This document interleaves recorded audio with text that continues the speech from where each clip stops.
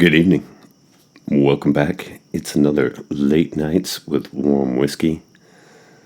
Tonight I'm going to be just talking about beginning your journey with whiskey, and then maybe, with whiskey or anything else in your life, you may pick back up and start that journey again. So there's many forks in the road and directions that you may take in your approach to whiskey or other things in life.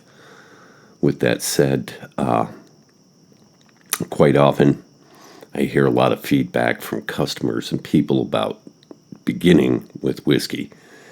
And there is a concept that I like to think is like the firewall, the burn factor of alcohol. And I think I've talked about this subject before, but tonight we're going to dedicate a little bit more time to talking about that.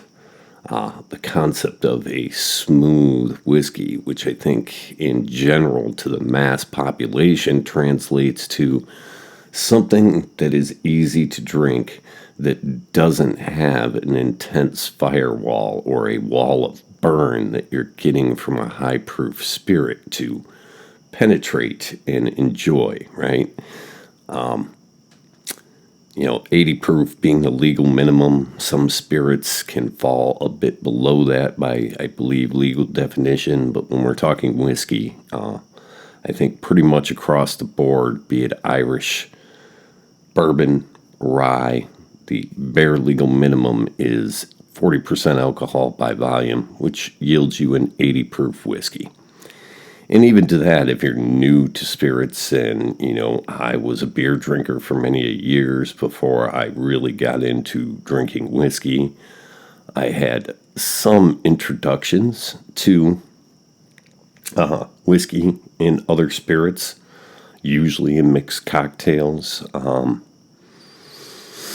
But I didn't start my love and appreciation for whiskey and spirits, higher proof spirits, till a little bit later in life. I'm a little long in the tooth. Let's just say I have 4 decades down.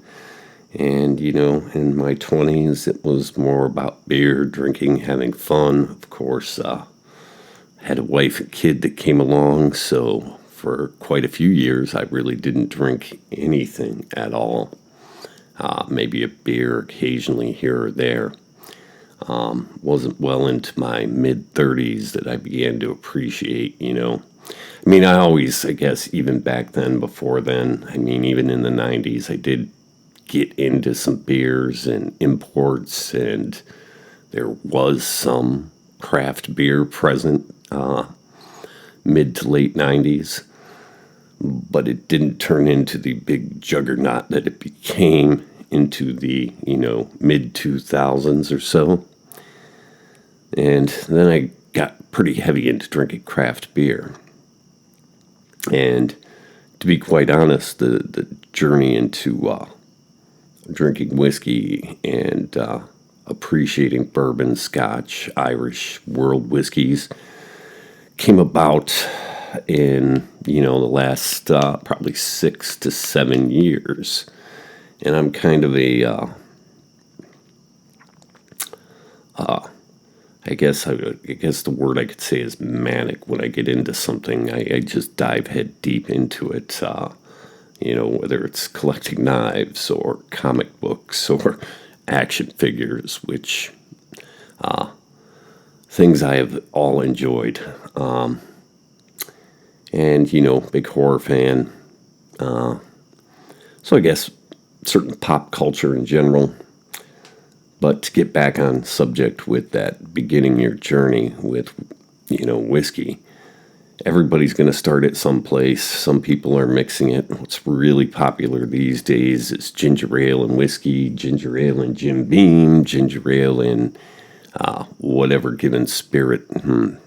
Certain ones, I don't think people, I don't know, maybe you would mix ginger ale with gin, I don't know, maybe tequila. I wouldn't think about that myself, but there's margaritas, cocktails, all sorts of things, but I hear it quite often, again, talking to customers and people with their feedback, that it takes some time to acquire a grasp and getting used to whiskey. Everybody starts off, I believe, at those lower points and begins to appreciate it. And just like with beers, I guess, you have your standard Budweisers that are probably, they're mass produced, maybe 3.5% ABV, versus some of your big craft heavy hitters that could be 12, 13, 14%. Barley wines that can creep up above that, getting you into some of that wine territory. So, and you get more flavor out of a craft spirit at that higher proof, and not everybody's used to it. A lot of people are used to drinking beers, so that's very equatable to whiskey. An 80 proof whiskey is to an experienced whiskey drinker, would translate just like to an experienced craft drinker. That would be like a Budweiser. That's where you start off with. That's what everybody drinks. But as you move along and you may acquire a taste and begin to appreciate things with a different dynamic,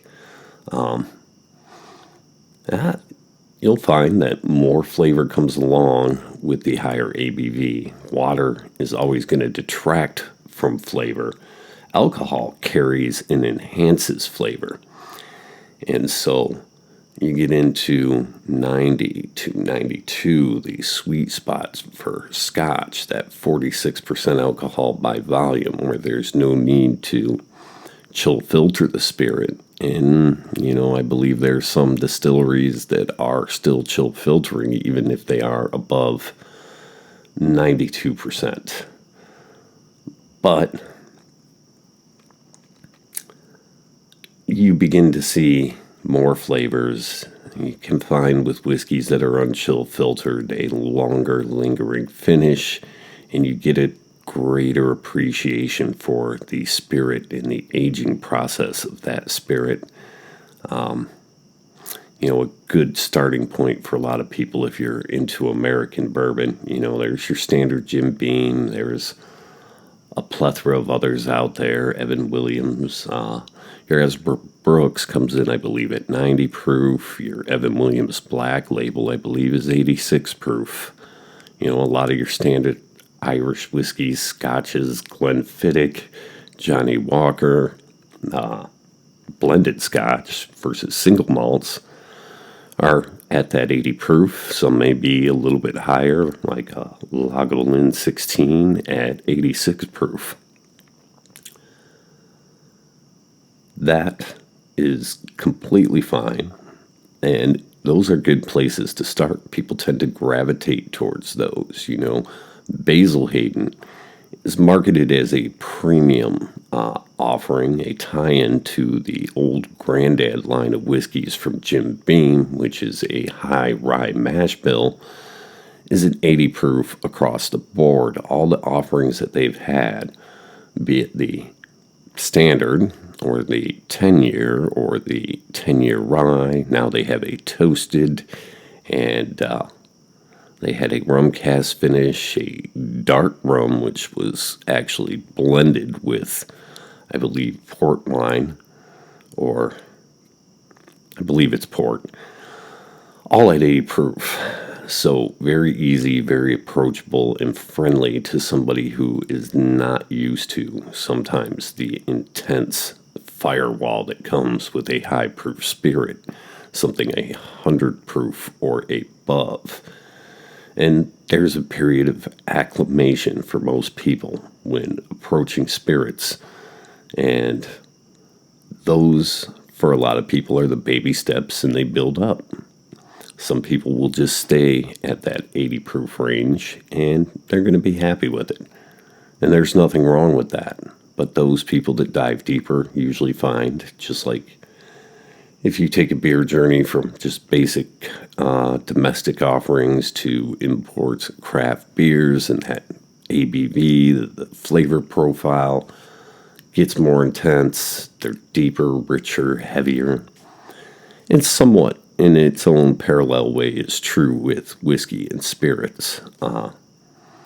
So if you're out there and you're just starting that journey, no matter which path you choose, take your time and enjoy it. And know that slowly you'll get a little bit more acclimated.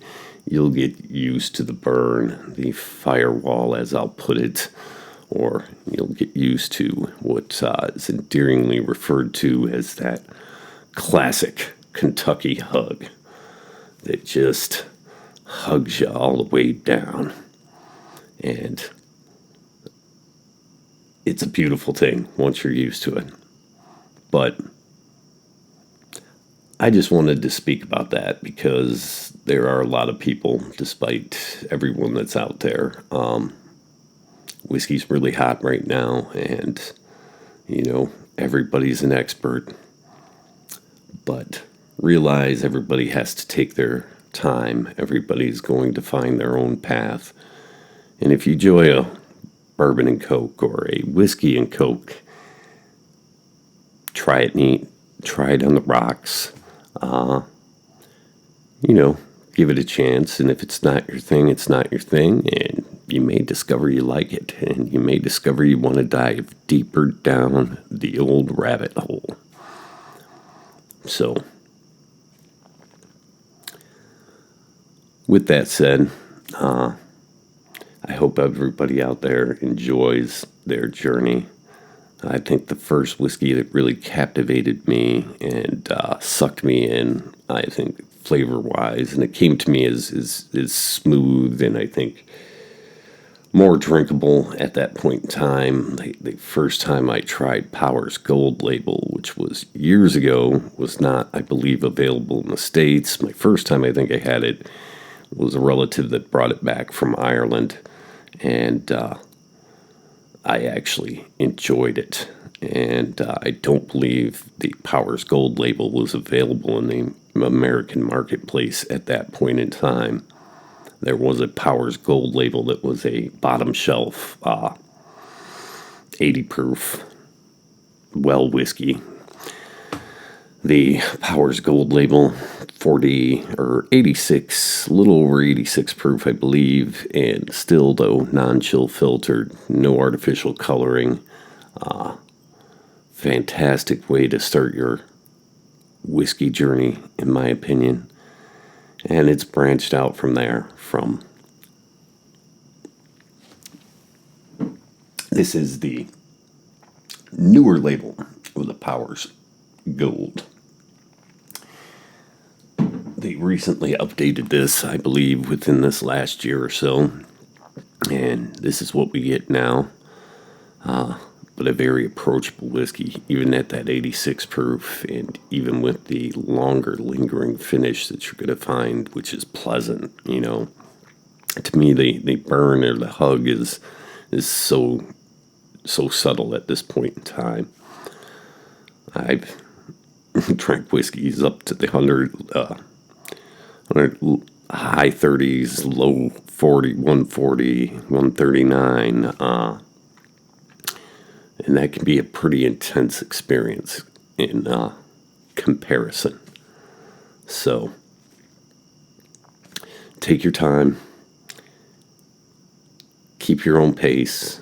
Eventually, for any of you out there struggling with because you have to get through that firewall and you have to get used to the burn and become acclimated to it before you really begin to pick out and pull out different flavors coming from that given whiskey. So this one is probably running a little bit on the long side. If you enjoy these, I'm going to keep doing them. It's something fun for me to do late at night. And give me a like, give me a subscribe. I've got some more things in the work. I've had a really fun weekend that put some things in retrospect, I guess. And we'll be talking about all of that soon. On that note,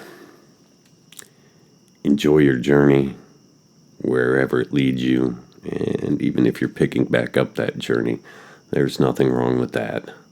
I find myself bouncing back between many things and many hobbies, many things I collect and enjoy, and I go back and forth. Enjoy what you're doing, enjoy what you love. Again, give me a like, give me a subscribe. Screw.